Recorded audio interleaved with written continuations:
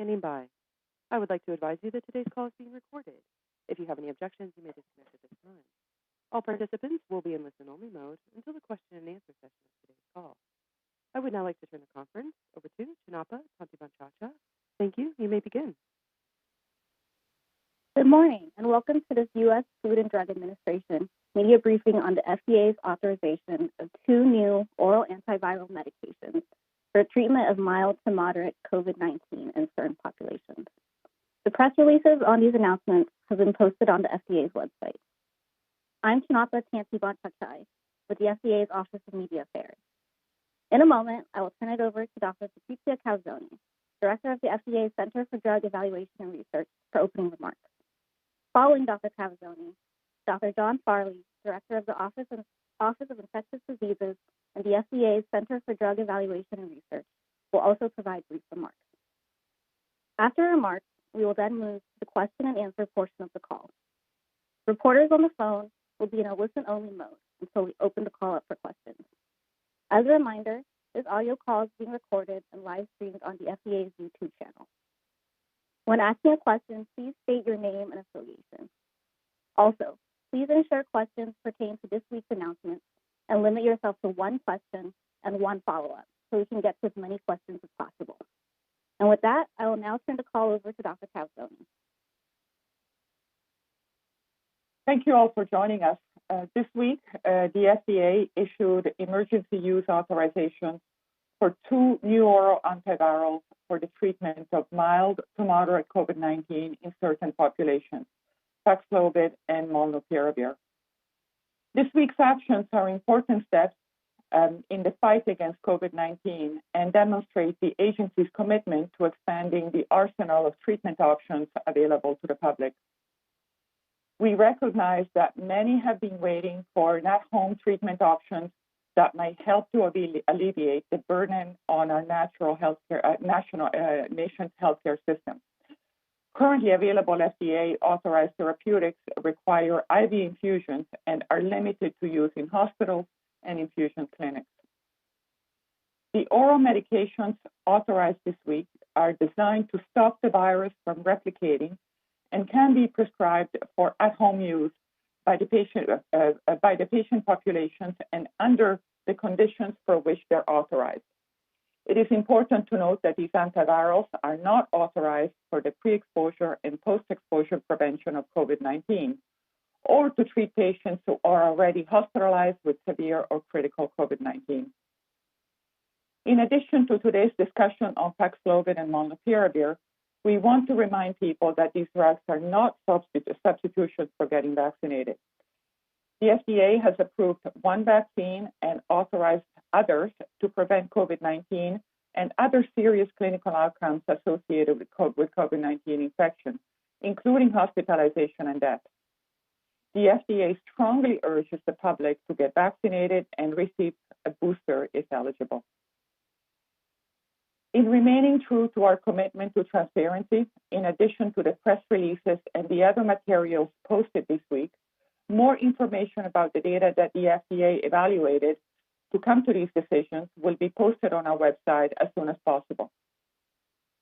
I'd like to close by thanking the FDA's career staff made up of physicians, biologists, chemists, epidemiologists, statisticians, and other professionals who have been working around the clock this holiday season to evaluate the data and information in these 2 EUA requests. We know this pandemic continues to be dynamic and evolving, with new research and data becoming available every day. When supported by science and data, the agency is committed to making additional therapies available while continuing to study their safety and effectiveness. Now, I'd like to turn over to Dr. Farley, Director of the Office of Infectious Diseases, for his remarks.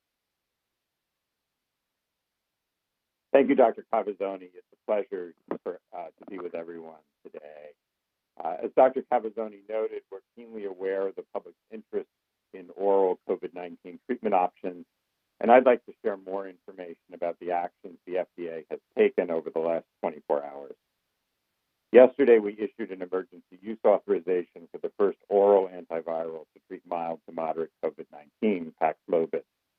Paxlovid is authorized for use in adults and pediatric patients, specifically specifically those who are 12 years of age and older, weighing at least 40 kilograms, which is about 88 pounds, and who are at high risk for progression to severe COVID-19, including hospitalization or death.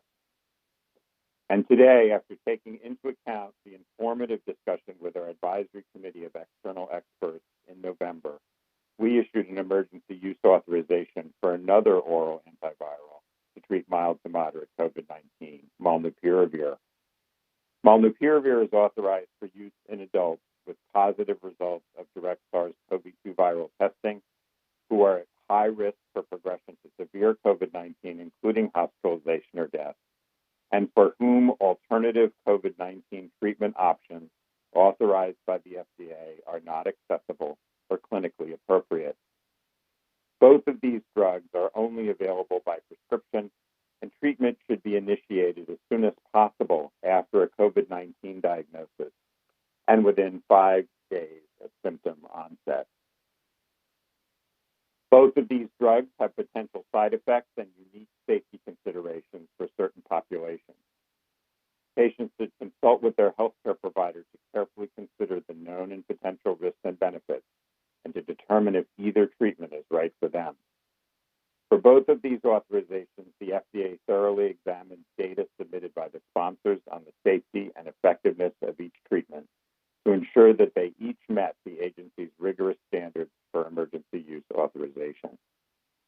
Complete information about the data evaluated for each treatment, as well as limitations of use, recommended patient population, safety considerations, and more can be found on the FDA's website.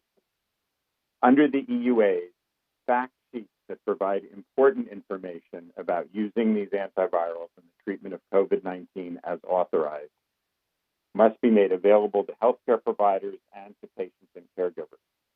These fact sheets include dosing instructions, potential side effects, and drug interactions.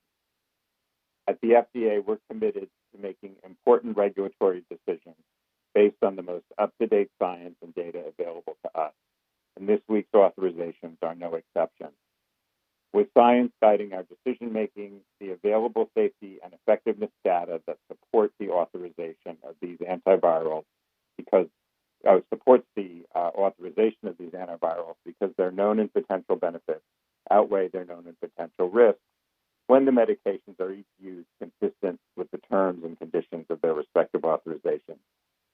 I'd now like to turn the media call back over to the moderator, and thanks very much for being here today.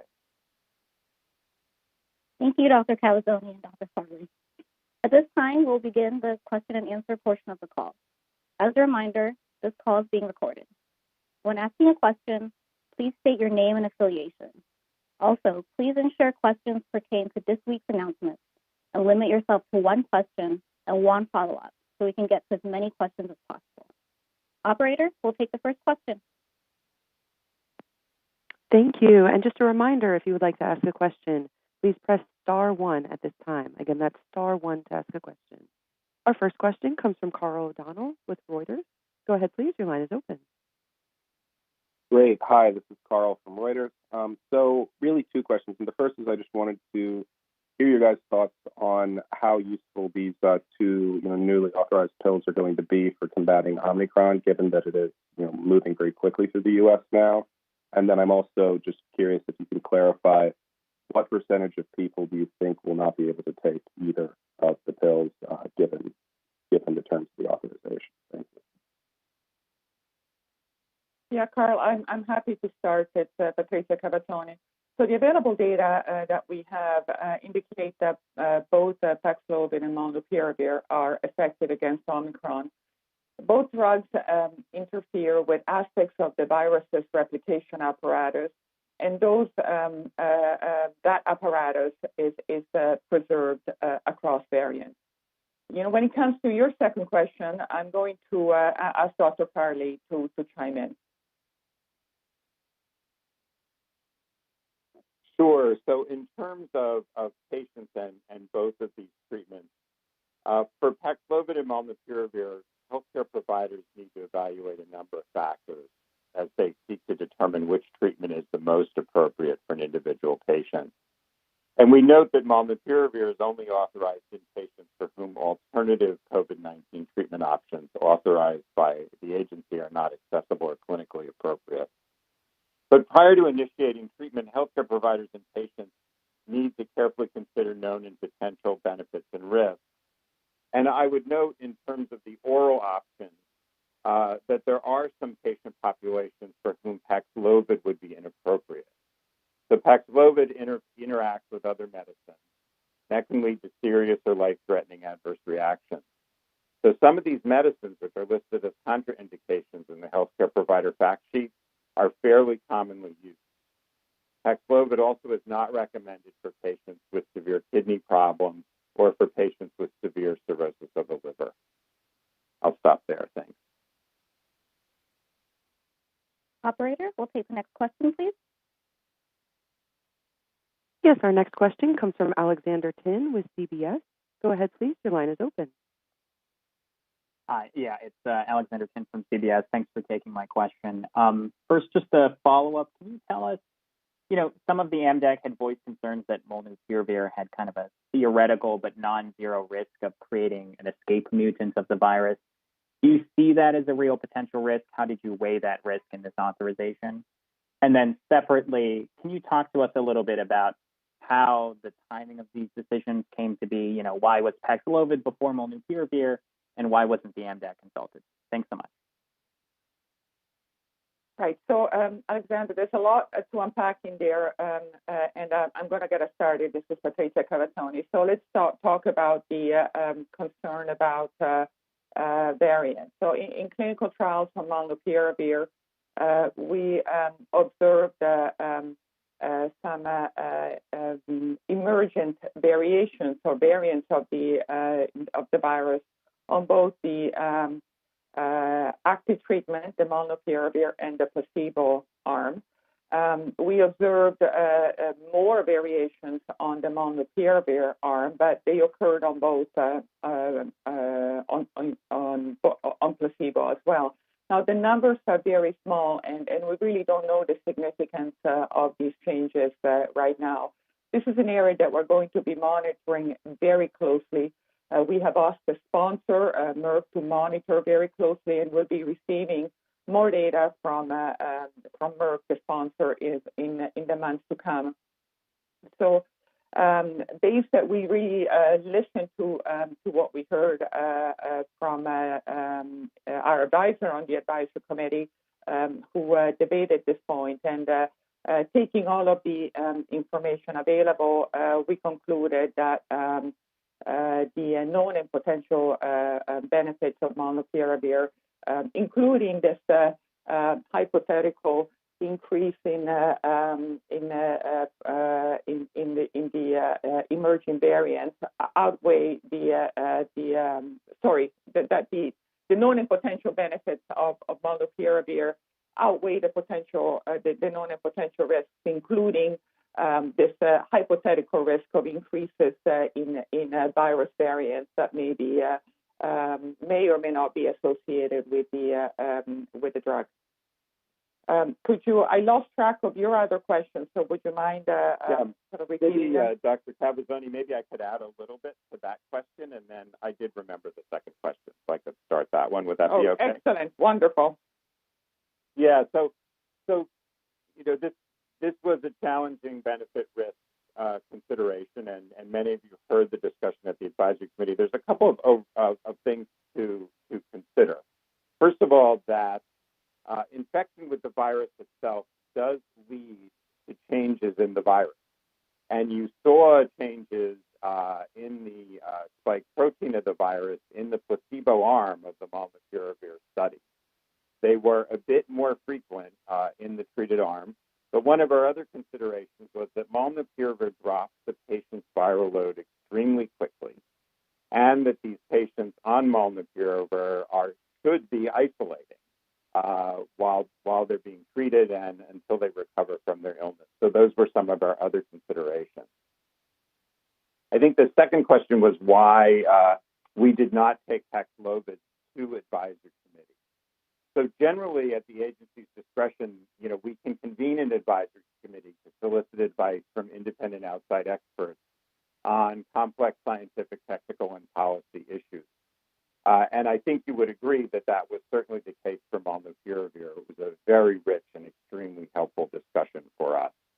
The FDA does not always convene an advisory committee in connection with EUA reviews. And in the case of Paxlovid, we did not have particular scientific questions.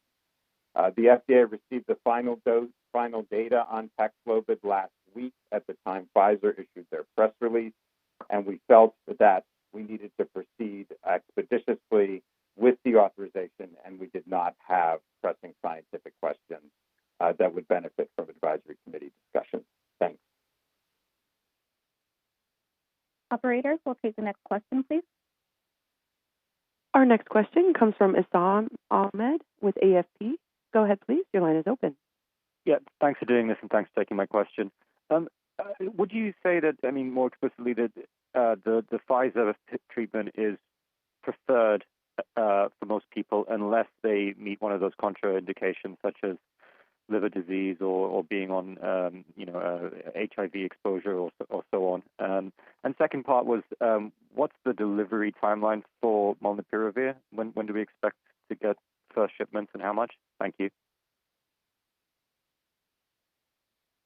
So as you heard from Dr. Farley, molnupiravir is authorized in situations where other antiviral treatments are not available.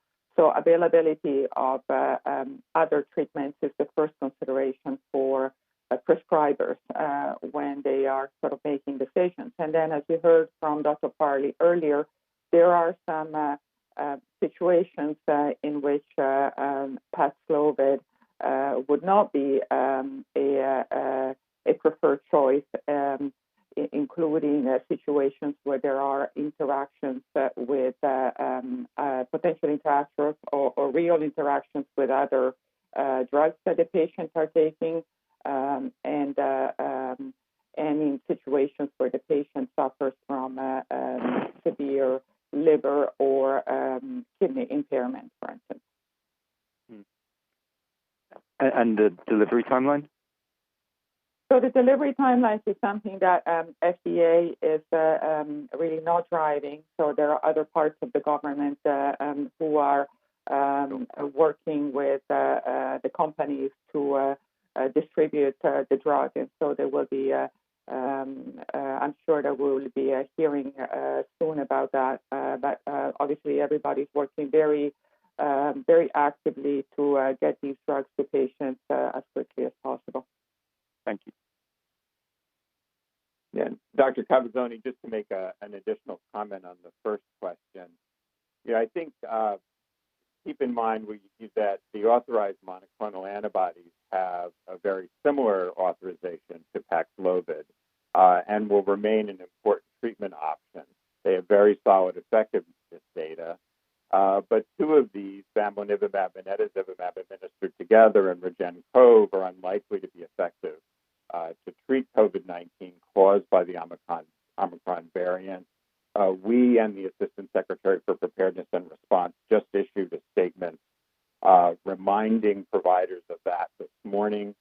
The remaining authorized monoclonal that we expect to retain activity against Omicron, sotrovimab, is anticipated to be in short supply this winter. USG is doing all it can to increase the supply of sotrovimab, but we feel that molnupiravir will be an important treatment option and very appropriate for a number of patients. Operator, we'll take the next question, please. Our next question comes from Caroline Johnson with Washington Post. Go ahead, please. Your line is open.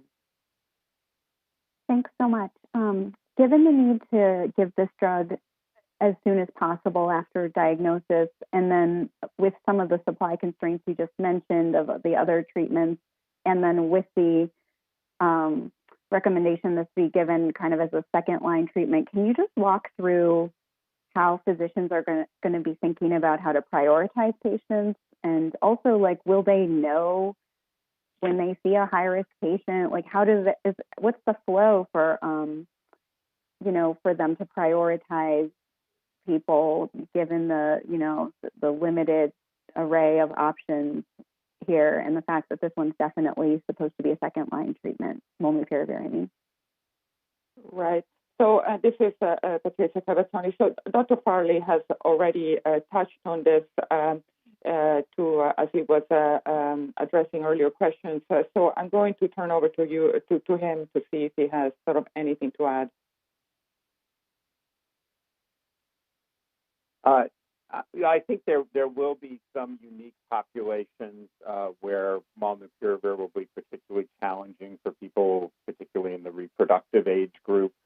But the other group, which I think is important, that is an important partner in our response effort, is the NIH Treatment Guidelines Panel.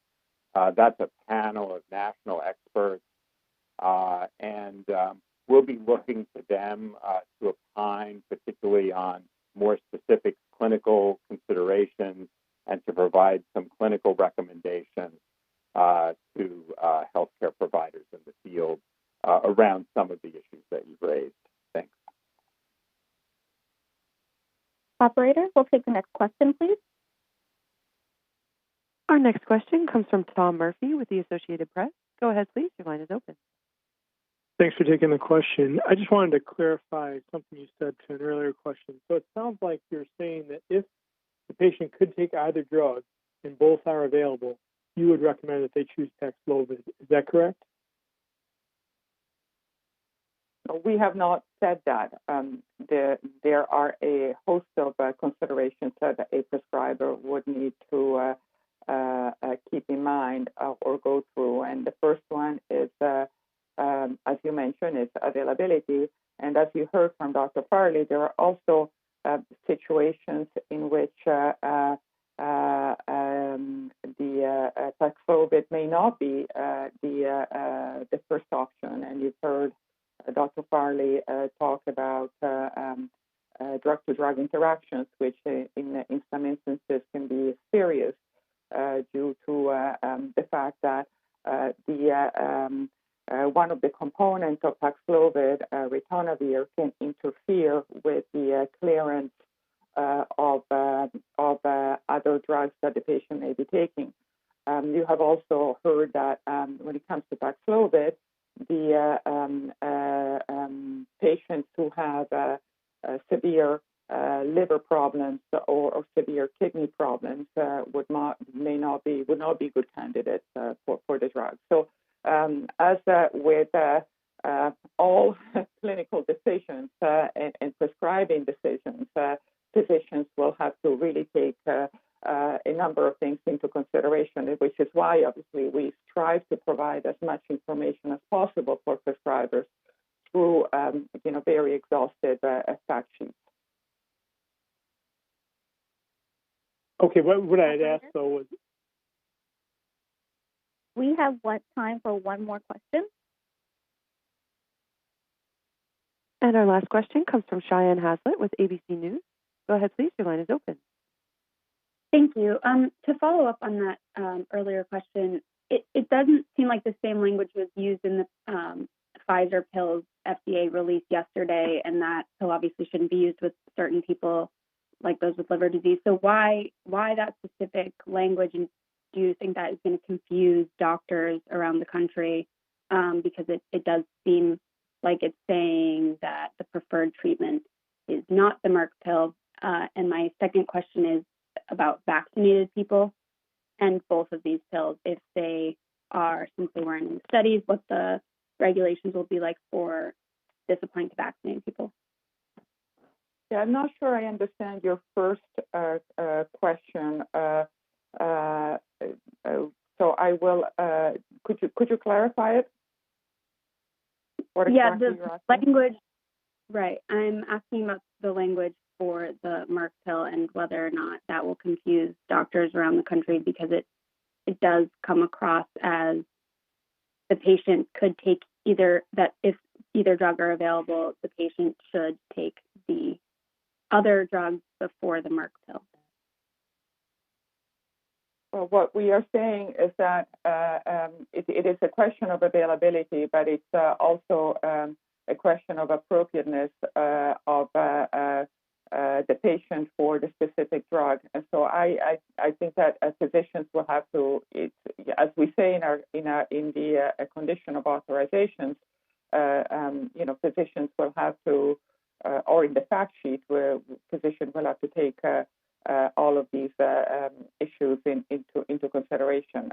So I think that we have gone through this through previous questions, and it's not as simple as answer as saying, is there anything else available, and therefore I have to, I should use another drug, a drug other than molnupiravir. As you heard, there are other factors to be taken into consideration, and I think we have covered them earlier. So.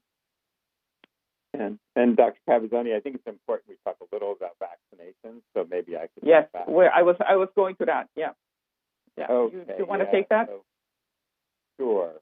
So, while vaccines, particularly after boosting, greatly reduce the risk of hospitalization or death in persons who get infected with the SARS-CoV-2 virus, there were vaccinated patients who became quite ill with COVID-19 during the Delta surge, although it was rare. As we work to understand if there are particular risk factors for that, it was clear to us that healthcare providers needed the ability to exercise clinical judgment for their individual patients. For certain vaccinated patients with mild to moderate COVID-19, the benefit of treatment is expected to outweigh the risks, and I think you'll recall there was considerable discussion around that point at the Advisory Committee for molnupiravir. Thanks.